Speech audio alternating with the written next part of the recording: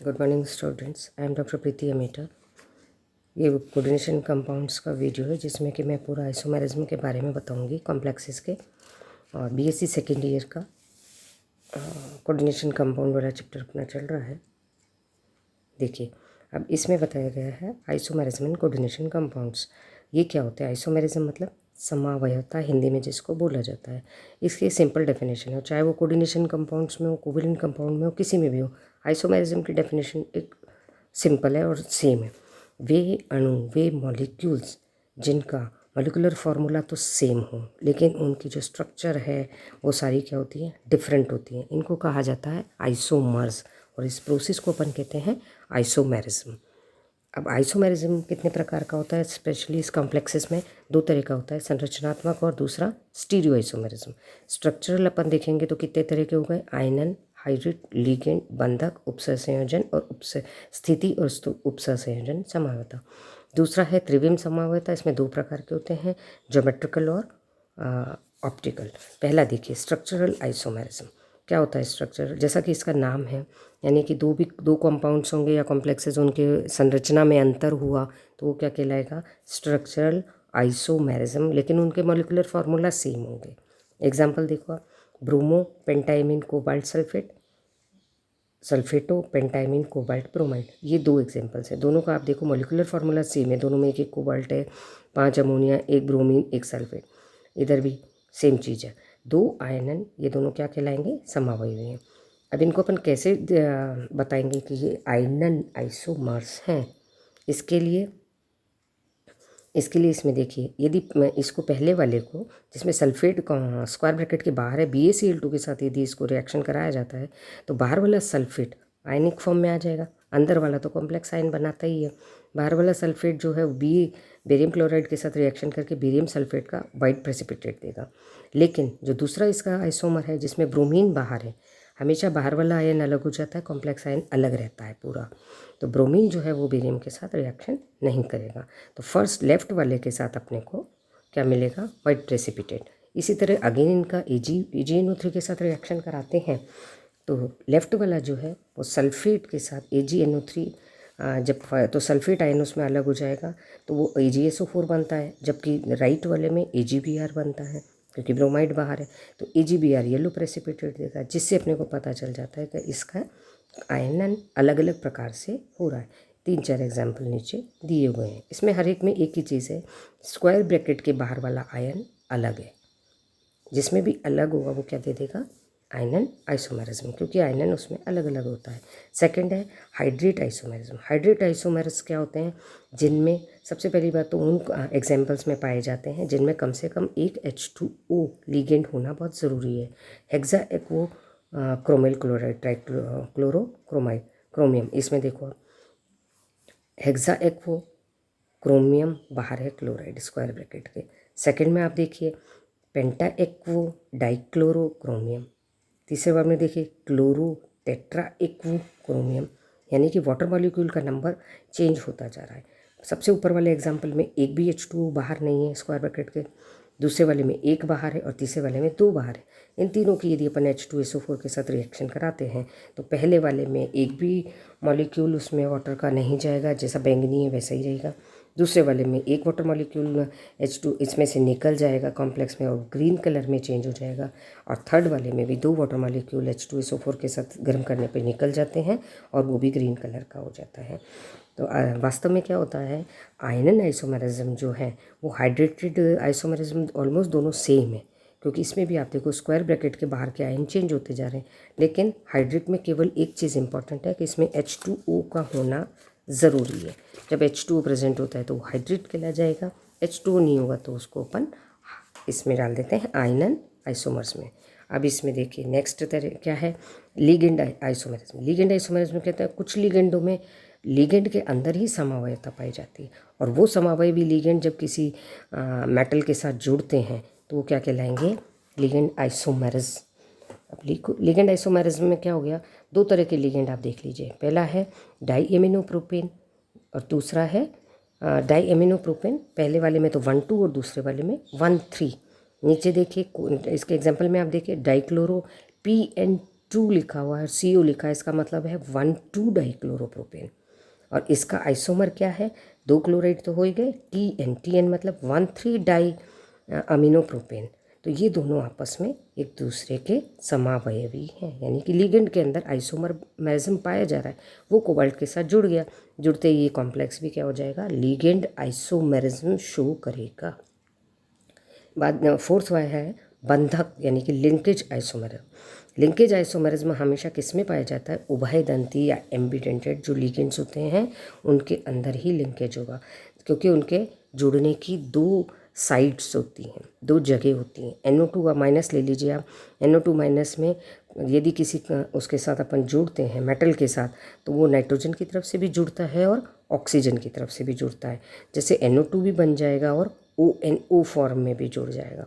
तो ये क्या कहलाएंगे, बंधक आइसोमरिज्म, यानी कि जितने भी एम्बिडेंटेड लिगेंड्स हैं, SCN है, S2O3-2 है, ये सब क्या देते हैं, लिंकेज आइसोमरिज्म। इसके बाद देखिए कोऑर्डिनेशन पोजीशन आइसोमरिज्म।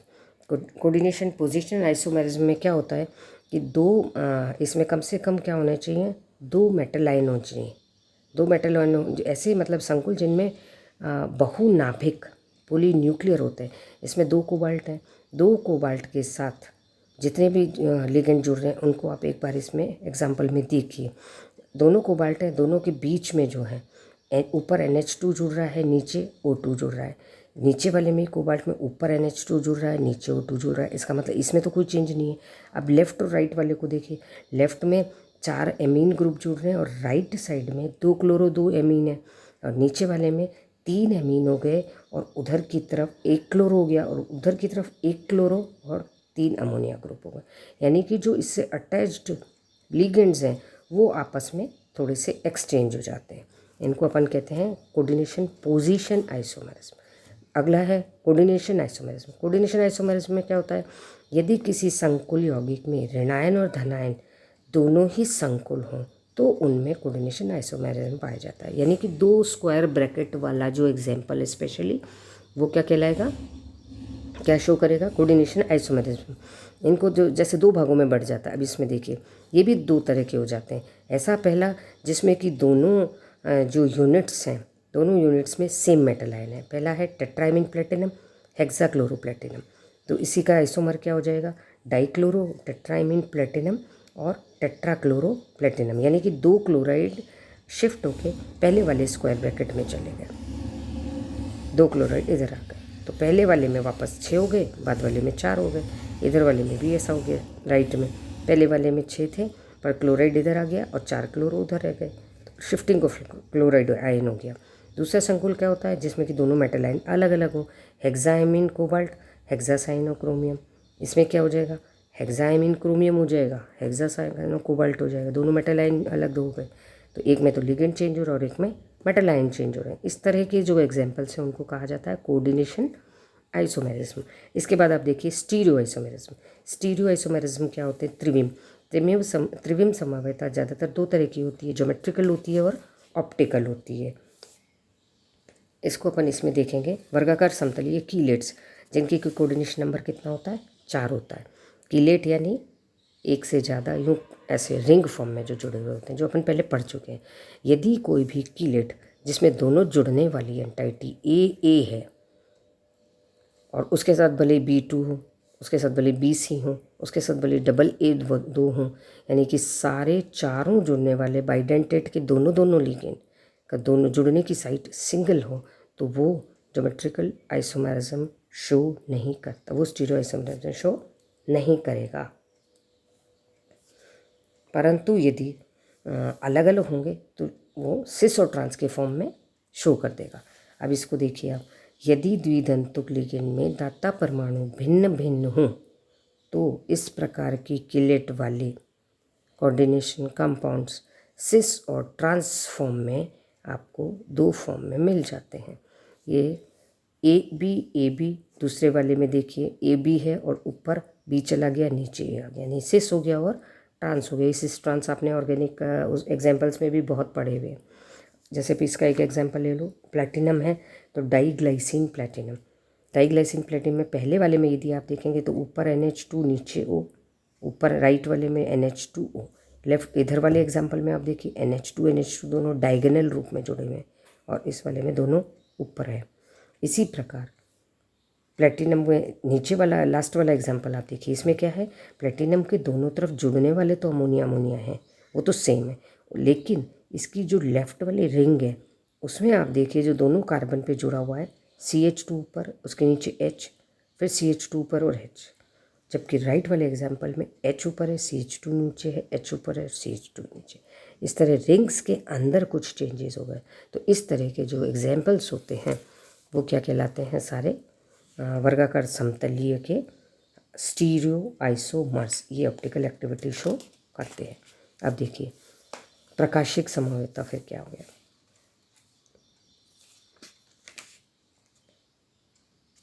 प्रकाशिक समवेता, प्रकाशिक समवेता क्या होती है, वर्गाकार समतलीय संकुल में प्रकाशीय समवेता बहुत कम पाई जाती है। प्रकाशीय घूर्णकता की असममित कीलेट वलयों के कारण पैदा होती है।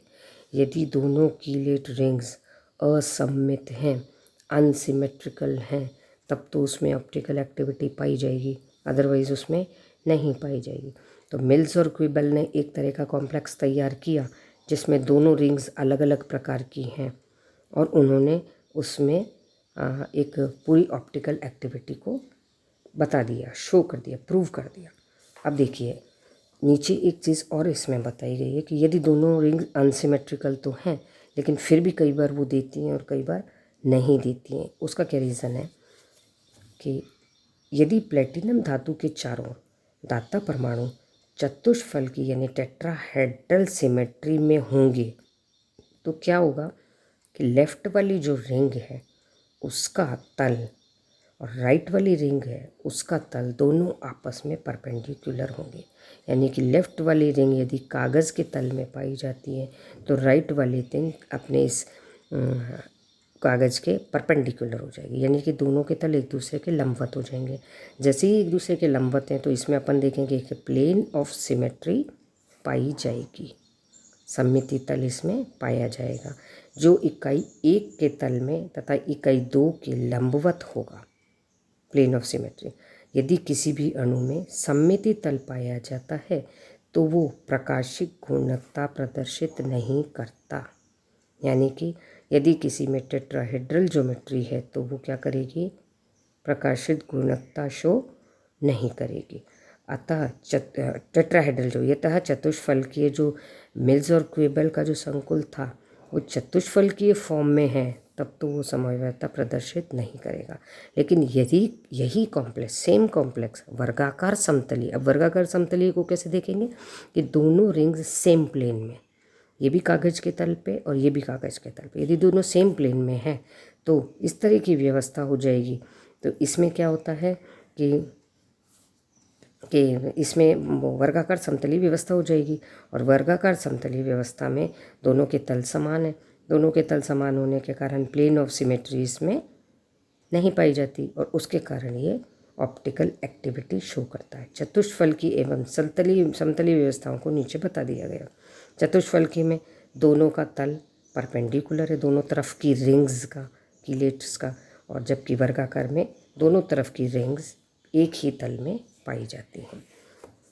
तो ये कह सकते हैं कि यदि दाता परमाणु की व्यवस्था टेट्राहेड्रल है तो कोई ऑप्टिकल एक्टिविटी आइसोमेरिज्म नहीं पाया जाता, लेकिन यदि वर्गाकार समतलीय है तो प्रकाशिक समवेता पाई जाती है। अब देखिए इसी में जो कोऑर्डिनेशन कंपाउंड्स 4 कोऑर्डिनेशन नंबर है जिसका चतुष्फलकीय फॉर्म है, तो इसमें देखिए क्या होता है आगे।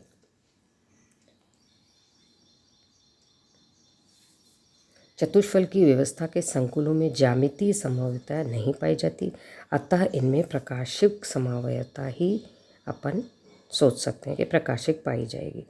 असममित द्विदंतुक लिगेंड बेंजोल पायरुवेट के बेरिलियम संकुल की 2 ध्रुवण घूर्णक रूपों में पृथक किया जा सकता है और जो एक दूसरे के ऊपर मिरर इमेजेस तो हैं लेकिन एक दूसरे के ऊपर सेट नहीं होते हैं। उसमें ही अपन देखते हैं एनांशोमर्स होते हैं, दर्पण प्रतिबिंब तो होते हैं लेकिन ये एक दूसरे के ऊपर बिल्कुल सिमेट्रिकली सेट नहीं होते। उसमें अपन क्या कह सकते हैं कि ज्यामितीय समवायता नहीं होती है। अब आप देखिए नीचे वाले में अष्टफलकीय कीलेट संकुल।